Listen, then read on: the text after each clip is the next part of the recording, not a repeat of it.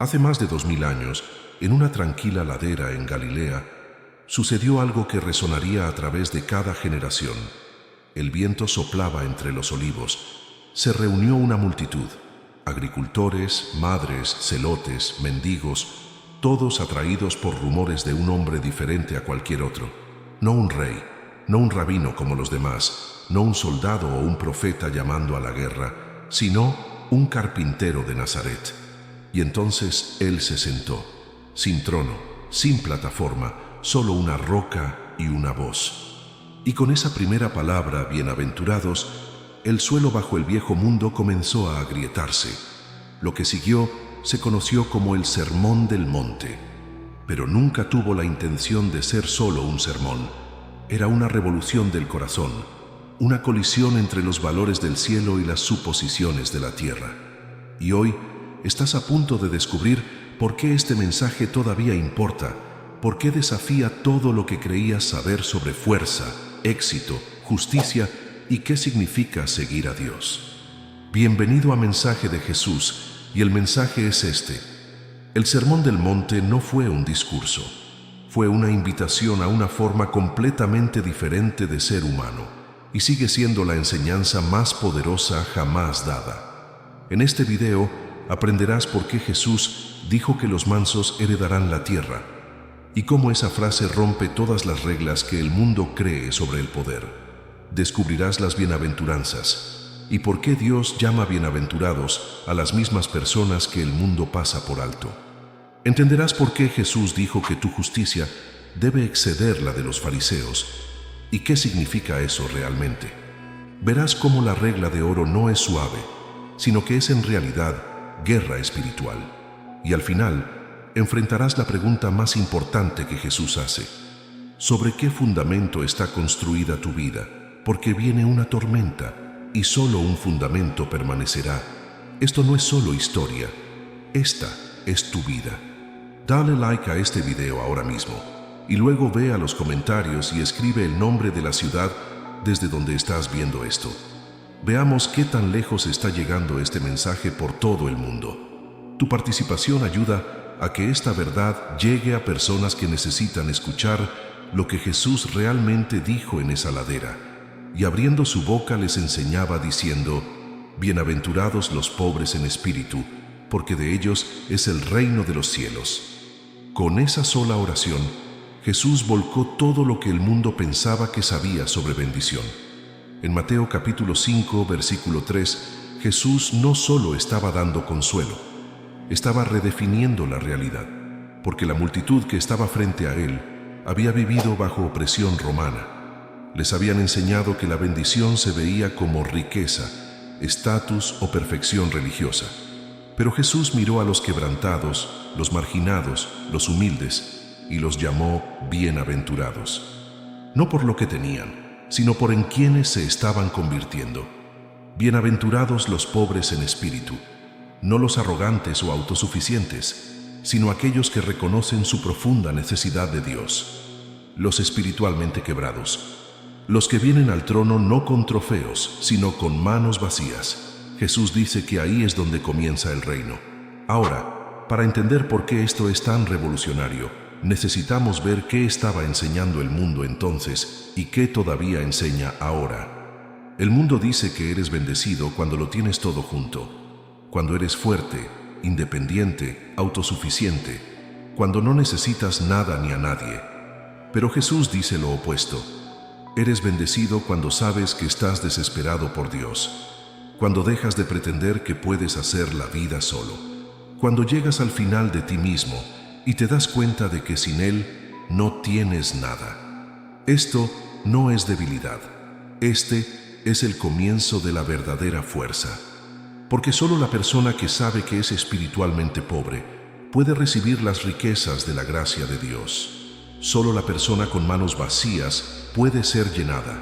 Este es el reino al revés. Y comienza aquí, con pobreza espiritual, y luego continúa: bienaventurados los que lloran, porque ellos recibirán consolación. Mateo capítulo 5, versículo 4.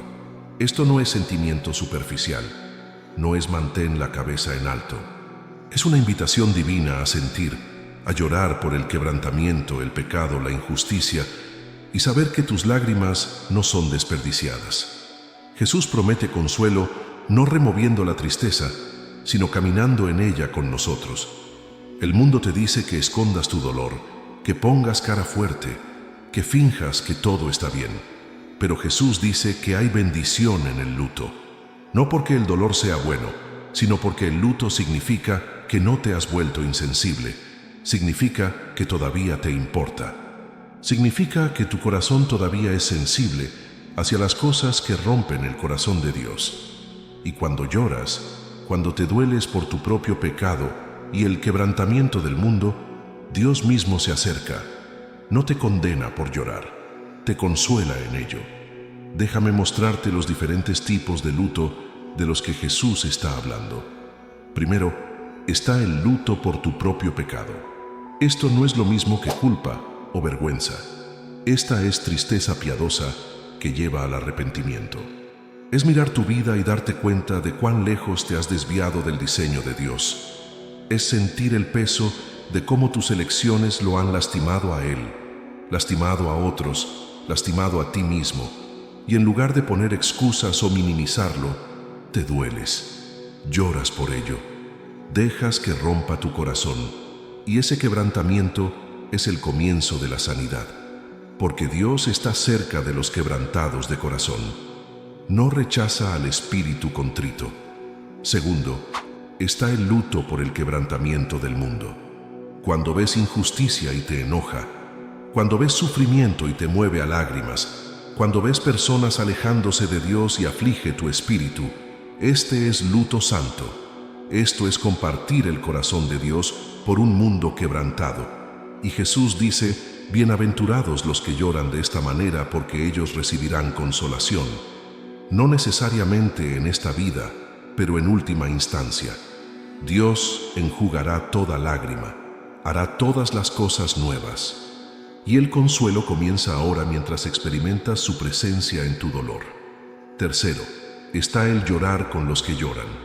Romanos capítulo 12, versículo 15. Nos dice que nos gocemos con los que se gozan y que lloremos con los que lloran. Esto es compasión. Esto es entrar en el dolor de alguien más y llevarlo con ellos, no tratando de arreglarlo, no ofreciendo lugares comunes vacíos, solo estando presente, solo llorando con ellos. Y cuando haces esto, te conviertes en las manos de Jesús trayendo consuelo a un mundo herido. Esto es lo que hace la gente del reino. No evitan el dolor, entran en él con amor. Bienaventurados los mansos, porque ellos recibirán la tierra por heredad. Mateo, capítulo 5, versículo 5. Ahora, aquí es donde la multitud probablemente se congeló, porque la mansedumbre no era una virtud en ese mundo ni en el nuestro, sonaba como debilidad. Pero en el reino de Jesús, la mansedumbre es fuerza controlada, es el caballo de guerra entrenado para moverse solo al comando de su amo, es tener el poder de tomar represalias y elegir en cambio amar.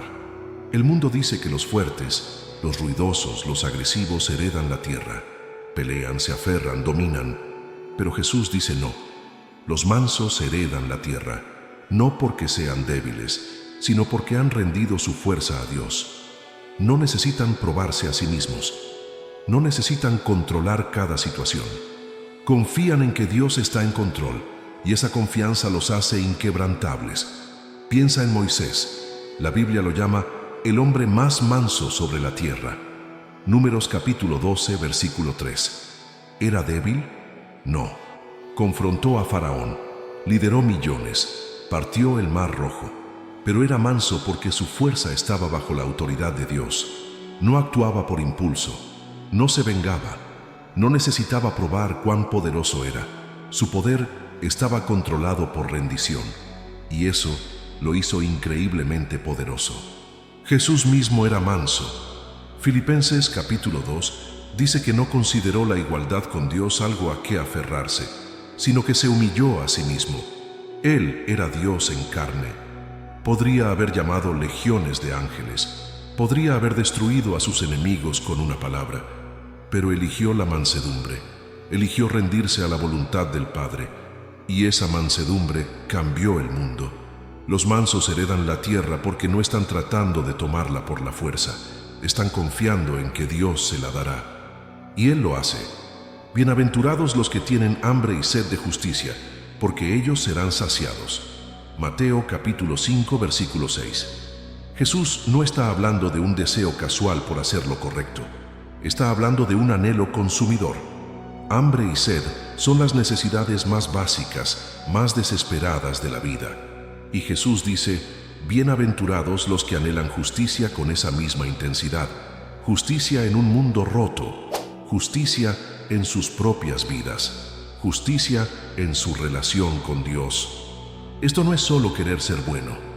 Es no poder descansar hasta que las cosas estén bien, hasta que la santidad sea real, hasta que el pecado sea vencido, hasta que el mundo refleje el carácter de Dios. Y Jesús promete que aquellos que tienen ese tipo de hambre serán saciados. No necesariamente todo a la vez, no necesariamente en esta vida, pero serán satisfechos. Dios honra el hambre desesperada. Él responde al anhelo sincero. Si tienes hambre de justicia, seguirás creciendo en ella. Seguirás siendo transformado.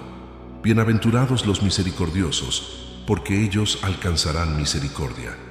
Mateo capítulo 5, versículo 7. Este es simple pero profundo.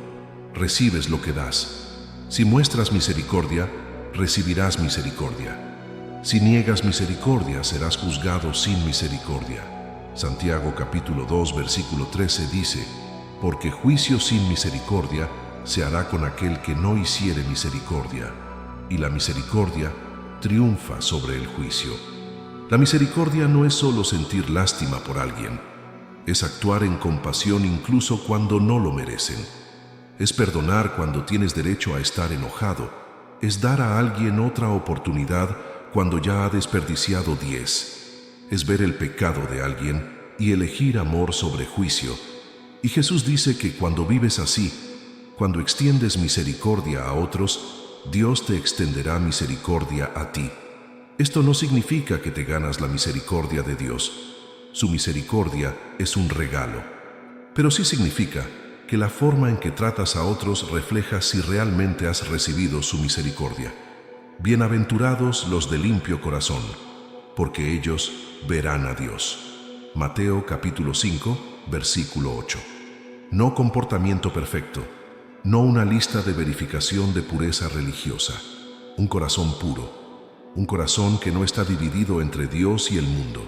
Un corazón que no está lleno de motivos ocultos, hipocresía o engaño.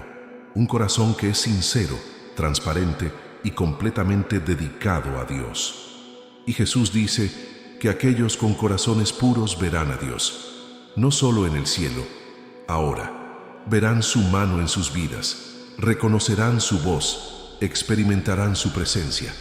Bienaventurados los pacificadores, porque ellos serán llamados hijos de Dios. Mateo capítulo 5, versículo 9.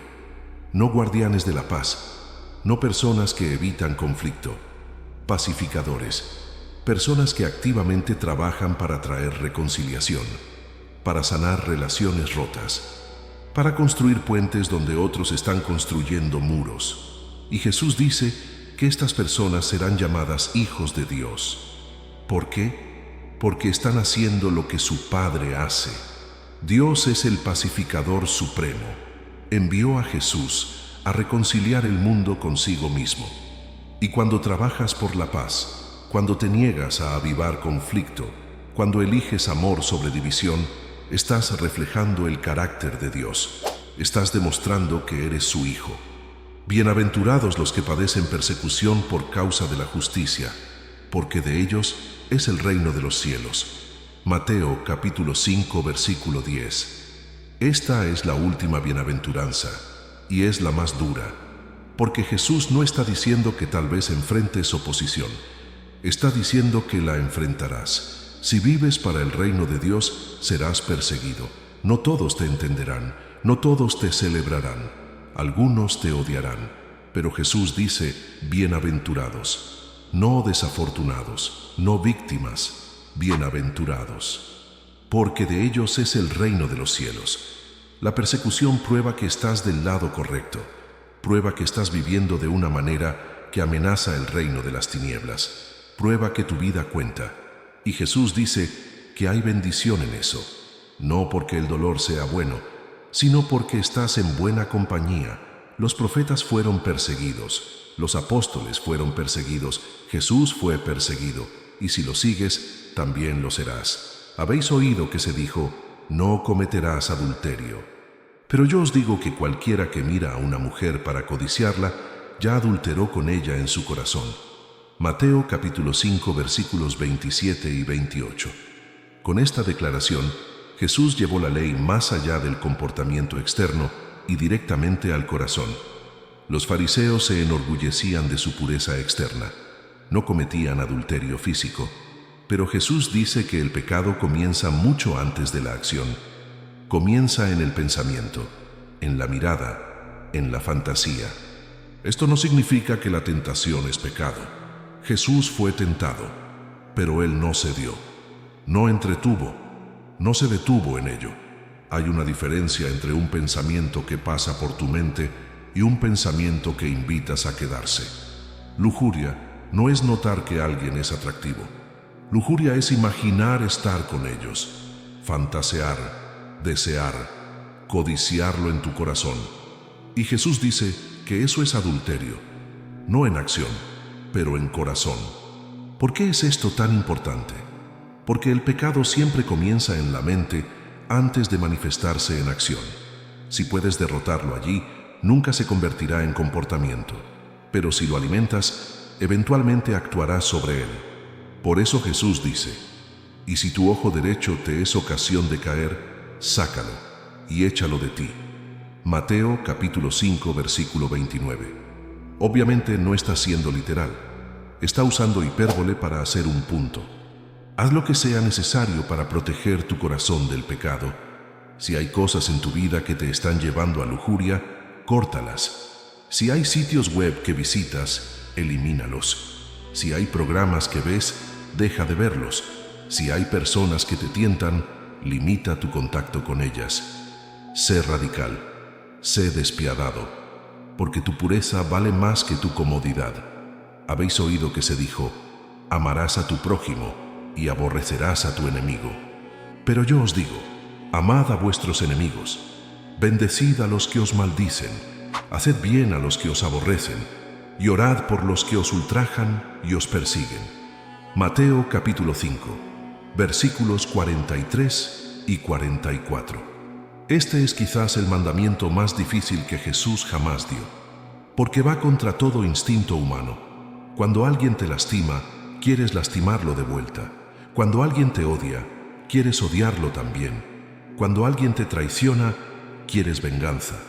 Pero Jesús dice: ama a tus enemigos. No solo toleres, no solo ignores.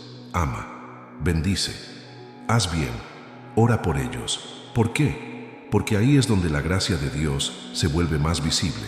Cualquiera puede amar a quienes los aman. Eso no requiere poder sobrenatural. Pero amar a tus enemigos, eso solo es posible con el Espíritu de Dios. Para entender cuán radical era esto, necesitas conocer el contexto. El pueblo judío había estado bajo opresión romana por generaciones. Anhelaban un Mesías que viniera con poder militar y aplastara a sus enemigos. Y aquí viene Jesús diciendo: ama a tus enemigos, ora por los que te persiguen. Esto no era lo que querían escuchar, pero era exactamente lo que necesitaban escuchar. Porque el odio y la venganza no te liberan, te esclavizan, te hacen igual que tu enemigo. Pero amor al enemigo, eso es libertad, eso es poder. Eso es lo único que puede romper el ciclo de violencia y odio que ha plagado a la humanidad desde que Caín mató a Abel. Y aquí es donde el Sermón del Monte pasa de inspirador a inquietante, porque Jesús no nos está dando sugerencias, está describiendo cómo se ve la gente del reino, y esto está en el centro. No solo amar a nuestra familia o amigos, no solo ser amables con quienes están de acuerdo con nosotros, sino aprender cómo extender compasión donde menos se merece. Porque eso es exactamente lo que Dios hizo por nosotros. No juzguéis, para que no seáis juzgados. Así es como Jesús abre Mateo capítulo 7, y es uno de los versículos más citados y malentendidos en toda la Biblia. Porque Jesús no está diciendo, abandona el discernimiento. No nos está diciendo que ignoremos el pecado o silenciemos la verdad. Nos está advirtiendo sobre algo mucho más peligroso: hipocresía disfrazada de justicia. Continúa. ¿Y por qué miras la paja que está en el ojo de tu hermano y no echas de ver la viga que está en tu propio ojo? Mateo capítulo 7, versículo 3. ¿Puedes imaginarlo? Un hombre caminando con una viga de madera sobresaliendo de su ojo, tratando de arreglar el defecto diminuto de alguien más. Es absurdo.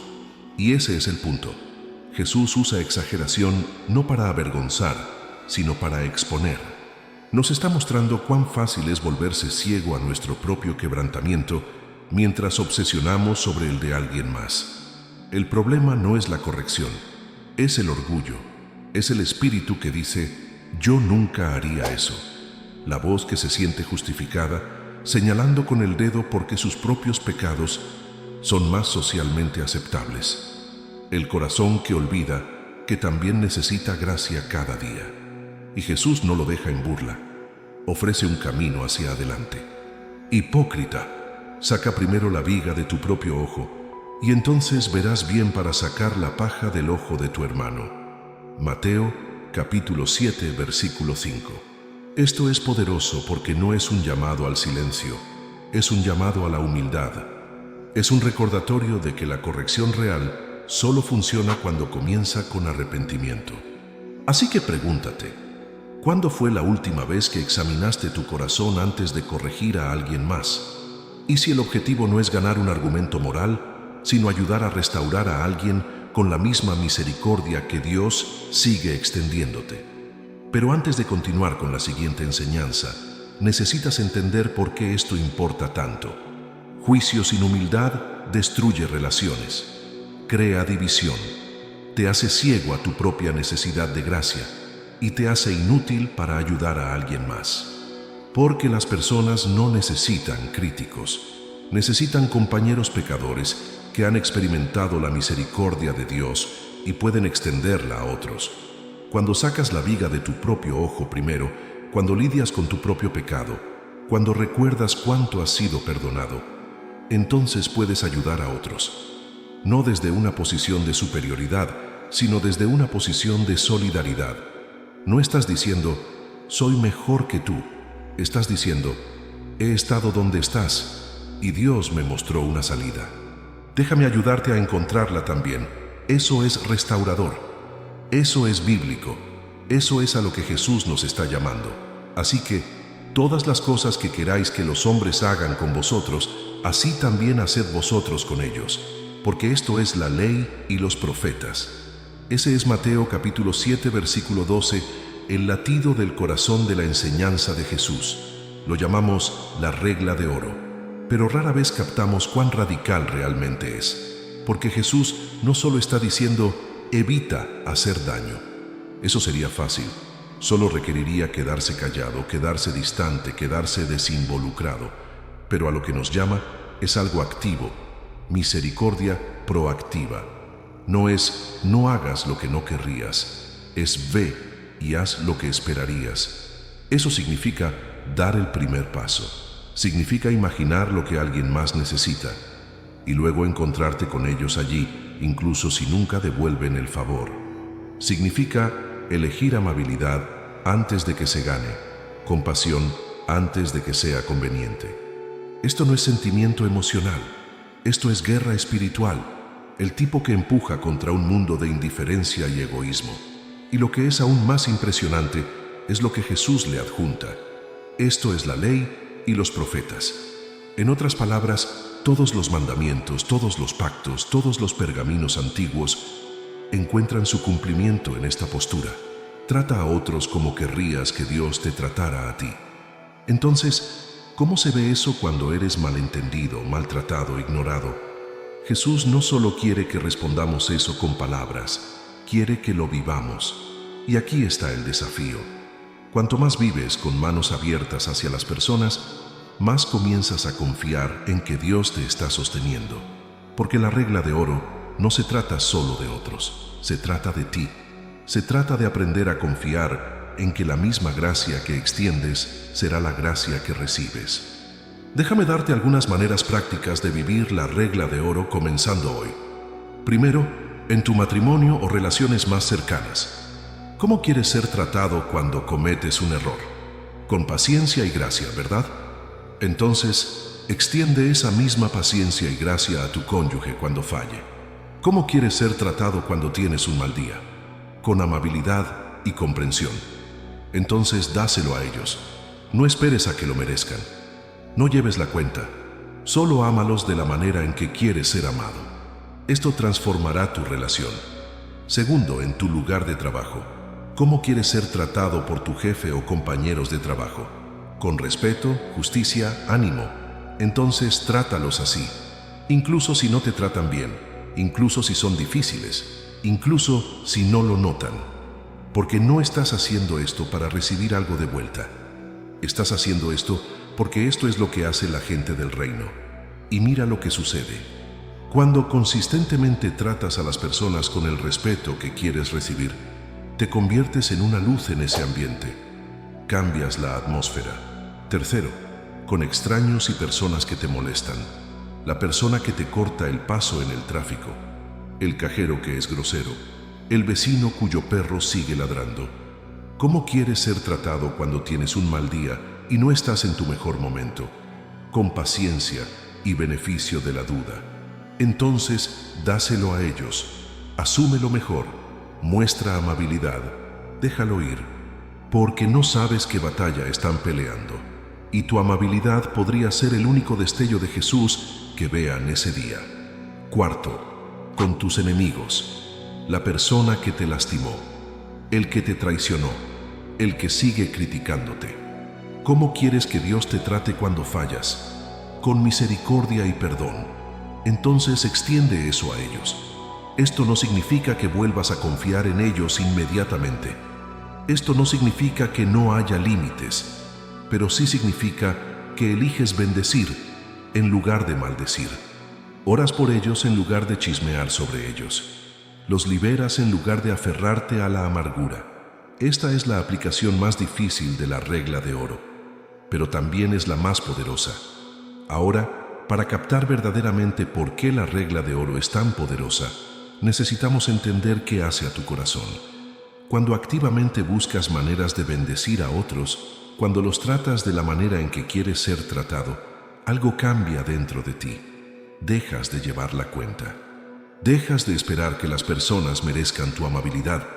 Dejas de protegerte y comienzas a darte. Y en esa postura, comienzas a parecerte a Jesús. Porque esto es exactamente lo que Él hizo. Vino no para ser servido, sino para servir. Dio su vida antes de que lo mereciéramos. Nos amó mientras aún éramos pecadores, y ahora nos llama a hacer lo mismo.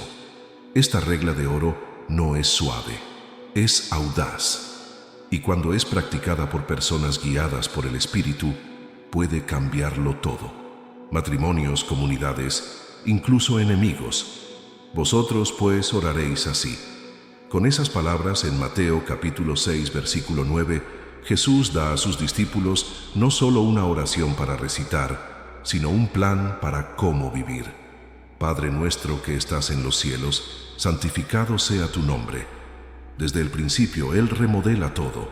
Dios no es una fuerza distante a la que temer, sino un Padre en quien confiar. Un Padre cuyo nombre es santo, apartado, sagrado sobre todo, y sin embargo lo suficientemente cerca para llamarlo nuestro. Venga tu reino, hágase tu voluntad, como en el cielo, así también en la tierra. Esta no es una frase pasiva, es una rendición, una declaración de que queremos que sus caminos gobiernen sobre los nuestros. Que no solo estamos pidiendo a Dios que arregle el mundo, le estamos pidiendo que comience con nosotros. Cada vez que oramos esto estamos diciendo, Dios, que mi vida se parezca a las prioridades del cielo aquí mismo, ahora mismo. El pan nuestro de cada día, dánoslo hoy. no la provisión de un año, no la de mañana, solo la de hoy. Jesús nos enseña a pedir no con codicia, sino con confianza, reconociendo nuestra dependencia no solo de comida, sino de todo: fuerza, sabiduría, gracia. Y nota la palabra danos, no dame. Incluso en la carencia, Jesús nos recuerda que somos parte de una comunidad, que nuestras oraciones deben extenderse más allá de la comodidad personal hacia las necesidades de otros. Y perdónanos nuestras deudas, como también nosotros perdonamos a nuestros deudores. Mateo capítulo 6, versículo 12. Esta línea duele porque ata nuestra recepción de gracia a nuestra disposición de darla. Jesús no está ofreciendo un vacío legal, está ofreciendo un espejo. ¿Queremos misericordia para nosotros y juicio para otros? ¿O estamos dispuestos a convertirnos en canales del mismo perdón que hemos recibido? Pero antes de pasar a la siguiente parte de la oración, necesitas entender por qué Jesús conecta el perdón de esta manera. No es que ganes el perdón de Dios perdonando a otros, es que la falta de perdón revela que no has entendido verdaderamente cuánto has sido perdonado.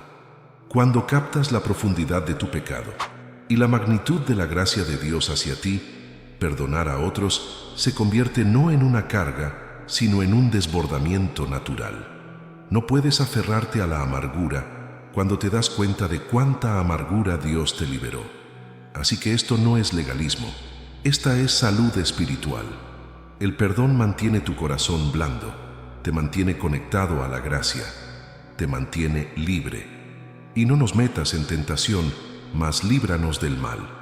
Jesús reconoce la batalla. La vida no es neutral, hay trampas, hay mal, y no somos lo suficientemente fuertes por nuestra cuenta. Este es un ruego no solo por protección, sino por guía, liberación y rescate. Y mientras algunas versiones terminan con porque tuyo es el reino, y el poder y la gloria, por todos los siglos, incluso si esas palabras fueron añadidas después, hacen eco de lo que toda esta oración construye: una vida centrada no en nosotros, sino en el reinado de Dios. Esta oración es corta, pero toca todo: la grandeza de Dios, nuestras necesidades, nuestras relaciones, nuestras luchas y nuestra esperanza. Y Jesús no dijo: recita esto cuando estés en problemas. Dijo: así es como vives una vida del reino, una oración a la vez. Por tanto os digo, no os afanéis por vuestra vida. Así es como Jesús comienza una de las partes más tiernas y sin embargo desafiantes del Sermón del Monte. Mateo, capítulo 6, versículo 25. Y seamos honestos, eso suena casi imposible. No os afanéis en un mundo como el nuestro, con facturas, enfermedad, fechas límite, futuros inciertos. Pero Jesús no está descartando el peso que llevamos. No está ofreciendo optimismo superficial.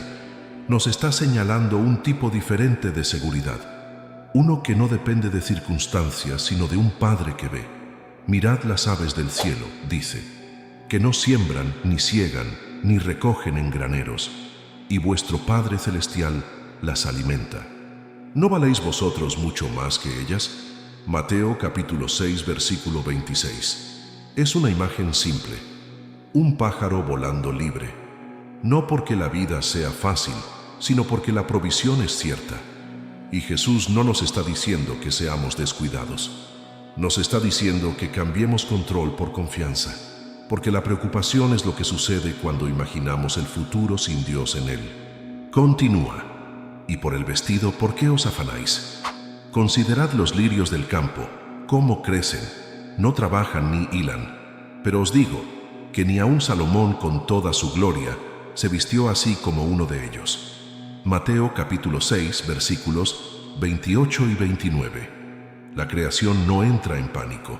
Florece porque sabe que fue hecha para belleza, no para desempeño. Y luego lo trae todo a casa. Mas buscad primeramente el reino de Dios y su justicia, y todas estas cosas os serán añadidas. Mateo capítulo 6, versículo 33. Ahora, para entender por qué esta enseñanza es tan poderosa, necesitamos ver qué hace realmente la preocupación.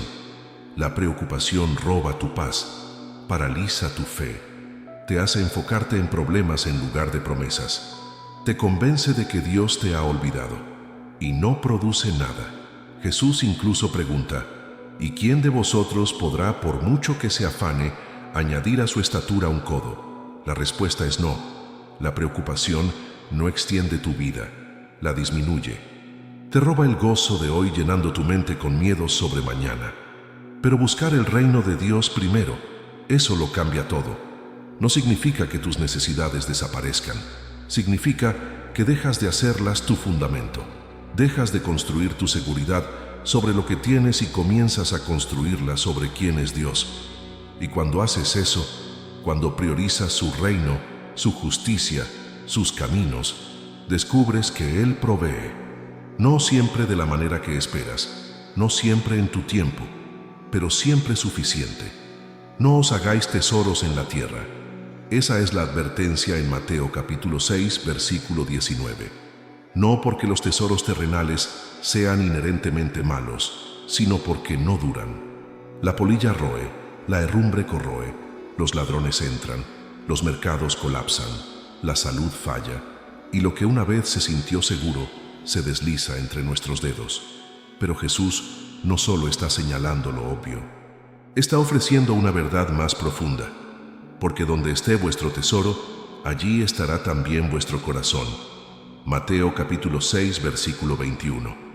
Es una de las líneas más penetrantes en todo el Sermón del Monte, porque revela que lo que perseguimos revela quiénes somos. Nuestro corazón siempre sigue a nuestro tesoro, nunca al revés. Y aquí es donde el contraste se vuelve agudo. No puedes perseguir el reino de Dios y el reino del yo al mismo tiempo. Jesús lleva esto a casa en el versículo 24. Ninguno puede servir a dos señores, porque o aborrecerá al uno y amará al otro, o estimará al uno y menospreciará al otro.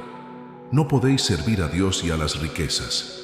No dice no deberían, dice no pueden, porque en algún momento uno moldeará tus valores, tu tiempo, tus decisiones, tu alma. Y esto no se trata solo de riqueza, se trata de lo que valoramos más. La aprobación de otros, la próxima compra, la persecución interminable de solo un poco más. Estas cosas no solo nos distraen, lentamente nos disipulan en una versión de nosotros mismos que ya no se parece a Cristo. Pero hay otro camino. Jesús nos invita a invertir en un tipo diferente de tesoro, el tipo que no se desgasta, el tipo que no se mide en dólares, sino en fidelidad, en amor, en misericordia, en impacto del reino. Y aquí está la promesa. Haceos tesoros en el cielo, donde ni la polilla ni el orín corrompen, y donde ladrones no minan ni hurtan.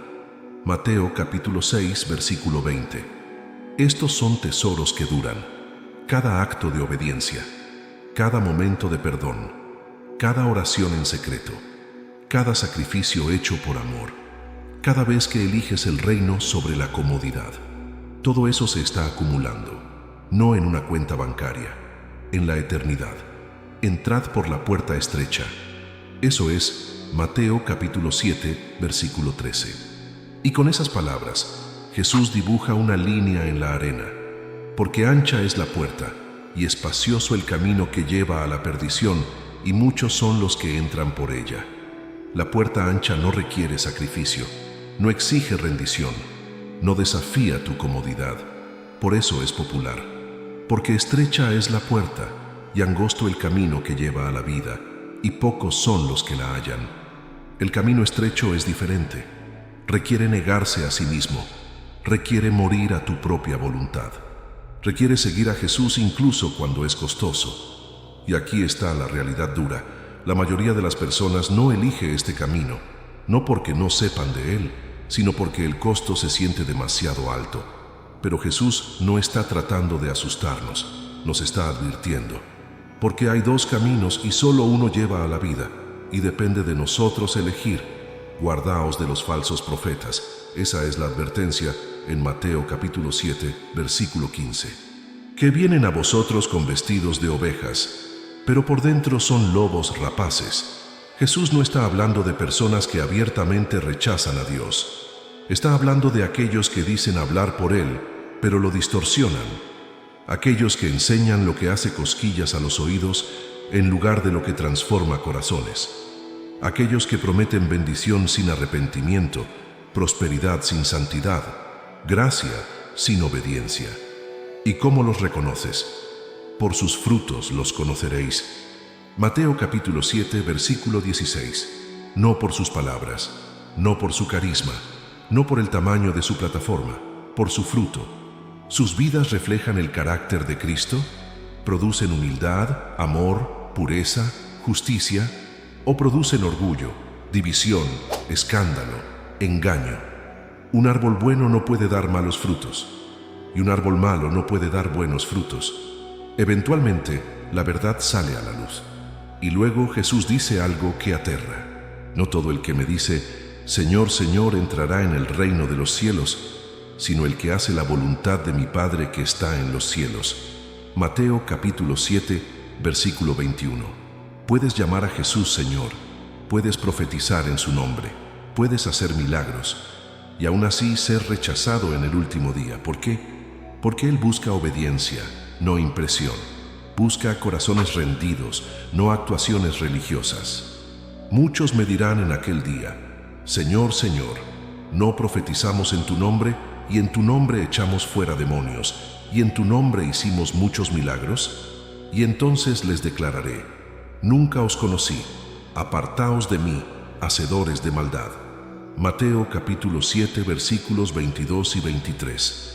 Estas son algunas de las palabras más escalofriantes en toda la Escritura, porque revelan que puedes estar cerca de Jesús en ministerio, pero lejos de Él en relación.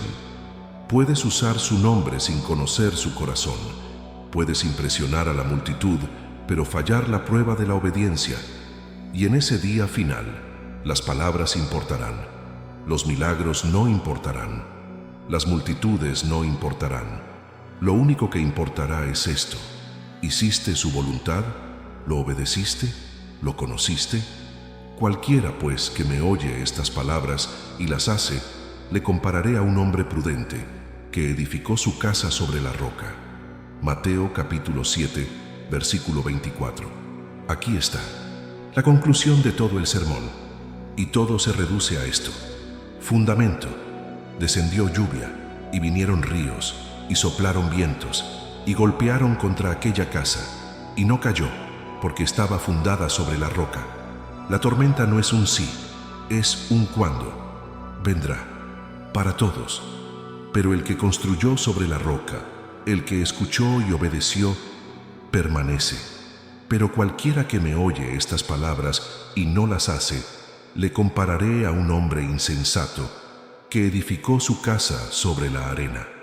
Mateo capítulo 7, versículo 26. Y descendió lluvia, y vinieron ríos, y soplaron vientos, y dieron con ímpetu contra aquella casa, y cayó, y fue grande su ruina. Misma tormenta, diferente fundamento, diferente resultado. Ahora, para entender verdaderamente el peso de esta parábola, necesitamos ver a qué Jesús está llamando fundamento. No es asistencia a la iglesia, no es conocimiento de la Biblia, no es una oración que oraste una vez, es obediencia. Es escuchar las palabras de Jesús y hacerlas. Es construir tu vida sobre su enseñanza, no solo admirándola, sino viviéndola, día tras día, elección tras elección, incluso cuando es difícil, incluso cuando nadie está mirando. Esa es la roca, y aquí está la pregunta que enfrenta cada persona que ha escuchado este sermón. ¿Sobre qué estás construyendo? Porque ambos constructores en esta parábola escucharon las mismas palabras. Ambos enfrentaron la misma tormenta. La diferencia no fue la tormenta, fue el fundamento. Y puedes saber sobre qué fundamento estás construyendo preguntándote esto. Cuando la vida se desmorona, cuando pierdes lo que pensabas que te sostenía, cuando todo lo que confiabas falla, ¿qué queda? Si construyes sobre dinero, la recesión te destruirá. Si construyes sobre relaciones, la traición te quebrará. Si construyes sobre salud, la enfermedad te robará la paz. Si construyes sobre éxito, el fracaso te derrumbará. Pero si construyes sobre Cristo, sobre sus palabras, sobre su carácter, sobre su promesa, cuando todo lo demás se desmorone, permanecerás, porque Él no cambia, Él no falla, Él no se va, Él es la roca, y esta es tu invitación, no solo para saber esto, para hacerlo, para ser no solo un oyente, sino un hacedor, para construir tu vida no sobre sentimientos o tendencias u opiniones, sino sobre la enseñanza inquebrantable de Jesucristo. Y cuando hagas eso, cuando escuches y obedezcas, algo milagroso sucede. No te vuelves perfecto, pero te vuelves estable. No evitas la tormenta, pero la resistes, porque has construido sobre la roca. Y nada, ni siquiera el infierno mismo, puede sacudir lo que Dios ha fundado. Una vida no moldeada por miedo u orgullo, sino por un amor que no puede ser sacudido. Y este es tu momento. La tormenta puede no estar aquí todavía, pero viene. Y cuando lo haga, tu fundamento será probado. Ahora quiero que hagas algo. Ve a los comentarios ahora mismo y escribe estas palabras exactas. Elijo construir sobre la roca. Esto no es solo un comentario. Esta es una declaración. Esto es tú anunciándote a ti mismo, al mundo y al cielo que te niegas a construir tu vida sobre arena movediza. Te niegas a ser solo un oyente. Estás eligiendo ser un hacedor. Estás eligiendo obediencia sobre conveniencia. Estás eligiendo el camino estrecho sobre la puerta ancha. Estás eligiendo construir tu vida sobre el fundamento inquebrantable de Jesucristo y sus palabras. Escribe esas palabras. Elijo construir sobre la roca. Y mientras las escribes, siente el peso de esa decisión. Sabe que te estás alineando con el reino de los cielos. Sabe que te estás preparando no solo para sobrevivir la tormenta, sino para permanecer a través de ella. Si aún no te has suscrito a este canal, hazlo ahora mismo. Cada vez que te suscribes, cada vez que das like, cada vez que compartes, estás ayudando a que este mensaje llegue a alguien que está construyendo sobre arena y ni siquiera lo sabe. Alguien que está a punto de enfrentar una tormenta sin fundamento. Alguien que necesita desesperadamente escuchar lo que Jesús realmente dijo en esa ladera. Tu participación podría literalmente cambiar la trayectoria de la vida de alguien. Piénsalo.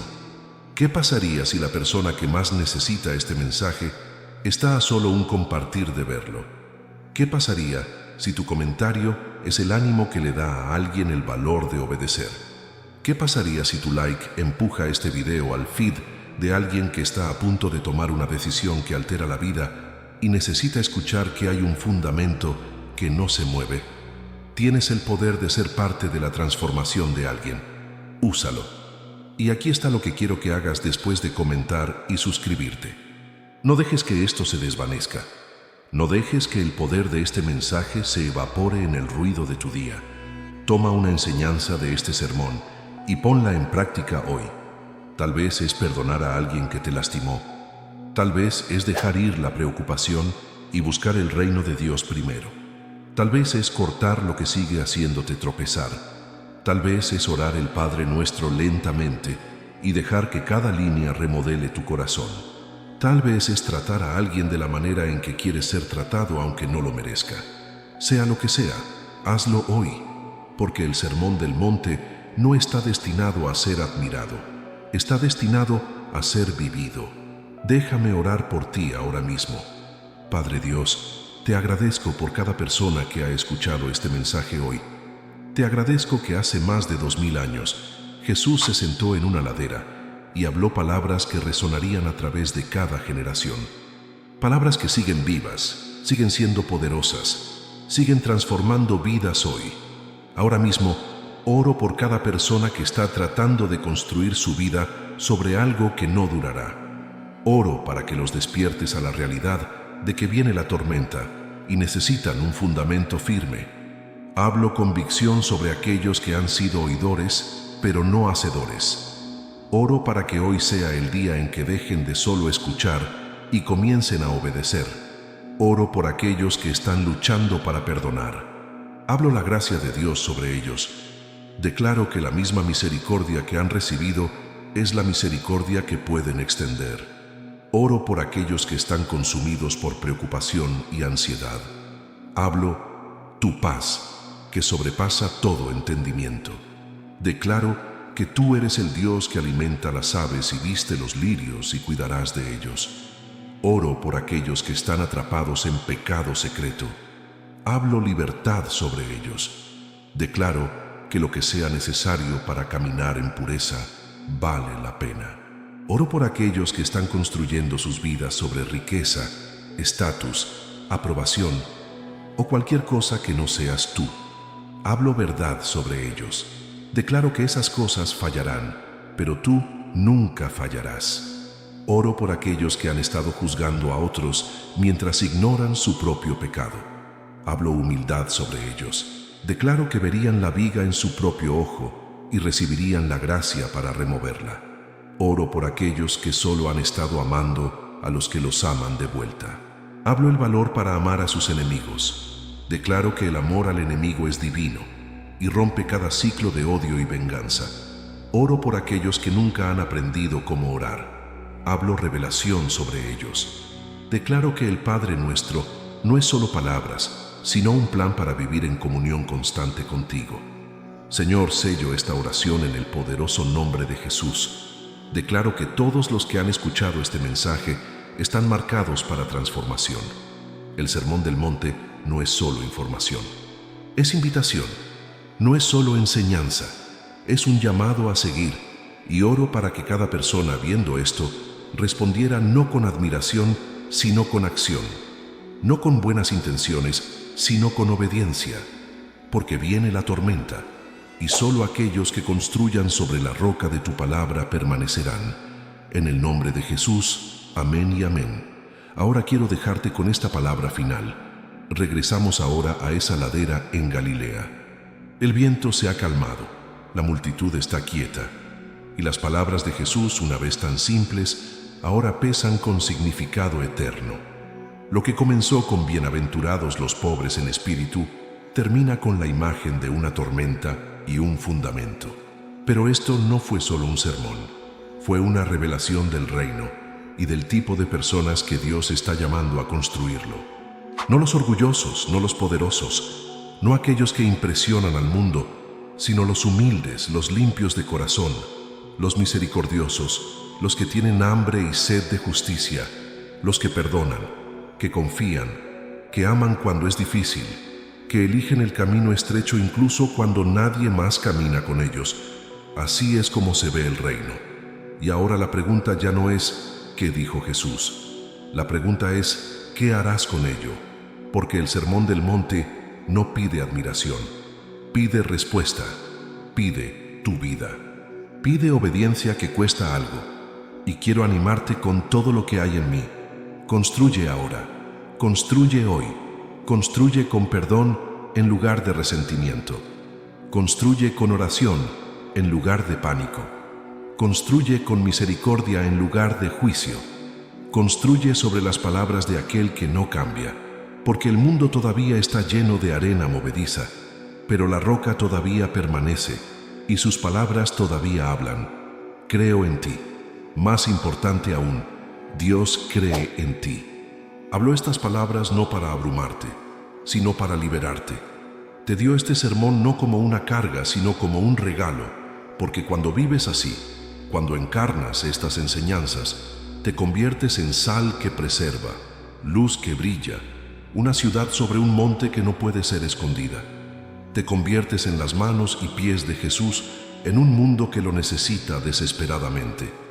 Gracias por estar aquí, gracias por escuchar, gracias por tener el valor de no solo escuchar, sino de hacer. Te veré en el próximo video, donde continuaremos explorando las enseñanzas de Jesús y cómo vivirlas en cada área de la vida.